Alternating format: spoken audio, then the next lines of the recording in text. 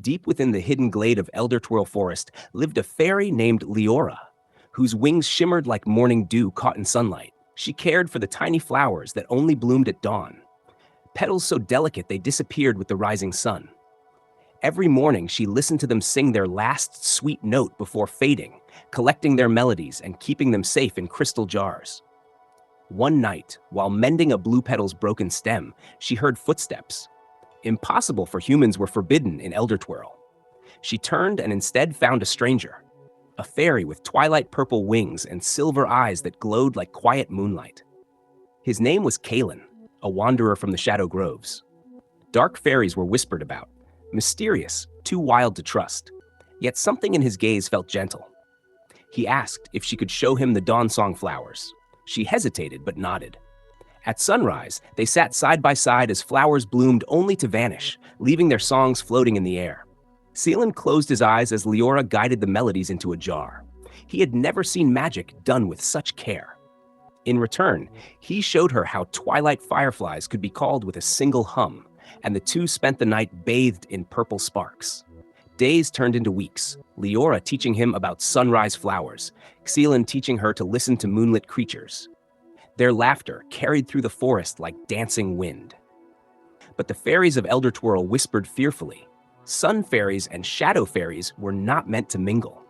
The elders warned Leora that shadow folk brought storms. Meanwhile, Seelan's people warned him light folk stole secrets. Still, the two met in secret, creating a world between day and night. One dawn, Leora arrived to find Seelan waiting, his wings dim, his breath unsteady. A creeping curse from the Shadow Groves had followed him, draining his strength. He confessed that many shadow fairies bore this curse, and that he had come seeking the dawn flower's melody, believed to heal. Without hesitation, Leora offered her entire jar of collected songs. Kalen refused. If she gave them, she would lose the voices of the friends she had tended all her life. Leora simply smiled. Their voices were always meant to help someone. She released the jar. Songs unfurled like golden wind and wrapped around Seelan, it weaving through wings and heart.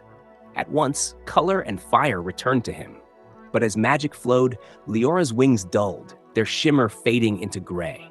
Seelan caught her as she collapsed, realizing the healing had taken her light. He pleaded with the forest spirits, trading his shadow magic for a single shimmer of dawn. They granted it, but only if he stayed in Eldertwirl forever, unable to return home.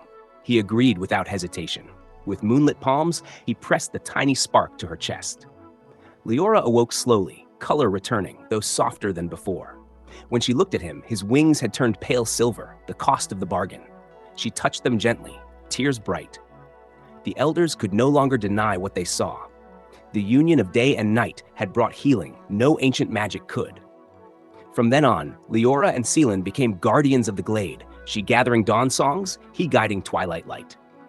When sunrise and moonrise touched, the two met at the heart of the forest, wings glowing softly as they created new melodies, proof that when love is true, even ancient rules of magic must bow.